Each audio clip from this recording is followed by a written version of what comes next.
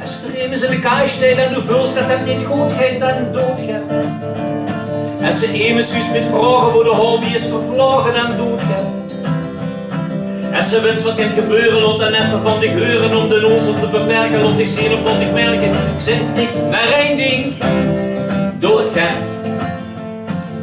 Doodgaat, steek de kop niet in het zand. Doodgaat, met de teken aan de wand. Doodgaat, want met niks doen lost ze helemaal niks op. Doodgaat, met het jeuken van de hein. Doodgaat, met het bieten op het eind. Doodgaat of toe houdt stik, laat er zelf verdienen op.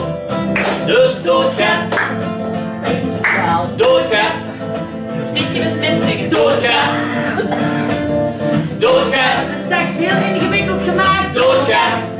Yes. Als de brieven blijven komen, haal dich dan niet van de domme. Doe het wat kunt gebeuren, laat het van die geuren. Doodgaat, doodgaat, doodgaat, want met niks doen lossen helemaal niks op. Doodgaat.